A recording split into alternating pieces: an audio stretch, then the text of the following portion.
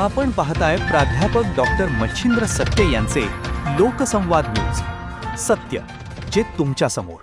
जळगाव जिल्ह्यातील रावेर तालुक्यात मान्सूनपूर्व पावसाने आणि वादळी वाऱ्यांनी मोठा कहर केलाय. या अवकाळी पावसामुळे शेती पिकांचे मोठ्या प्रमाणावर नुकसान झाले असून विशेषतः केळी उत्पादक शेतकऱ्यांना मोठा फटका बसलाय. वादळी वाऱ्यांमुळे अनेक ठिकाणी केळी बागा जमीनदोस्त झाल्या. वर्षभर कष्ट घेऊन लेकरासारखी जपलेली केळी बाग काही क्षणात उद्ध्वस्त झाल्याचं पाहून अनेक शेतकरी हतबल झालेत. एका शेतकऱ्याला आपल्या उद्ध्वस्त झालेल्या बागेकडे पाहून अक्षरशः रडू कोसळल्याचा भावनिक प्रसंग समोर आला.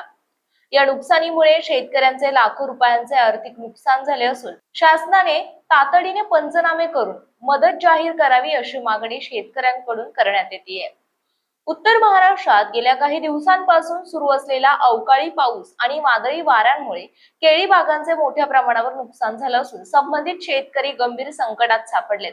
या पार्श्वभूमीवर राष्ट्रवादी काँग्रेस शरदचंद्र पवार पक्षाचे अध्यक्ष शरद पवार यांनी राज्य सरकारकडून नुकसानग्रस्तांना तातडीने मदत करण्यासाठी पावले उचलण्याची अपेक्षा व्यक्त केली आहे.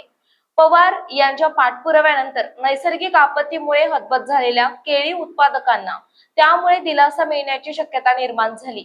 राज्यातील शेतकरी कर्जमाफीचा प्रश्न, अवकाळी पाऊस आणि वादळी वाऱ्यांमुळे झालेल्या शेती नुकसानीसह विविध कृषी विषयांवर राष्ट्रवादी काँग्रेस पक्षाचे अध्यक्ष शरद पवार यांनी सोमवारी माध्यमांसमोर सविस्तर भूमिका मांडली. त्यामध्ये उत्तर महाराष्ट्रातील केळीसह ऊसाच्या नुकसानीकडे त्यांनी विशेष करून लक्ष वेधले. नाशिकसह जळगाव, धुळे, नंदुरबार जिल्ह्यातून पिकांच्या नुकसानीबाबत प्राथमिक अहवाल प्राप्त झालेत. या अहवालांमध्ये विशेषतः केळी आणि ऊस पिकांचे मोठ्या प्रमाणावर नुकसान झाल्याचं स्पष्ट झालं. परिस्थितीची वस्तुस्थिती जाणून घेण्यासाठी आणि नुकसानीचे अचूक मूल्यांकन करण्यासाठी तज्ञांचे स्वतंत्र पथक संबंधित भागात पाठवण्यात आले होते.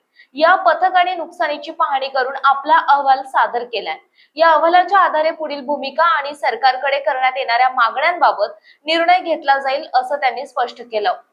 जळगाव जिल्ह्यासही वादळी वाऱ्यांचा मोठा फटका बसला. अनेक ठिकाणी काढणीवर आलेल्या केळीच्या हजारो हेक्टरवरील केळी बागा अक्षरशः जमीनदोस्त झाल्या. केळी उत्पादक शेतकऱ्यांनी मोठ्या खर्चातून उभा केलेल्या बागा काही तासांच्या वादळात उद्ध्वस्त झाल्याने त्यांच्या समोर आर्थिक संकट उभे ठाकले. अनेक शेतकऱ्यांचे लाखो रुपयांचे नुकसान झाल्याची माहिती स्थानिक स्तरावरून समोर येते. ऊस पिकालाही मोठा फटका बसल्याने उत्पादन घटण्याची भीती व्यक्त केली जात आहे.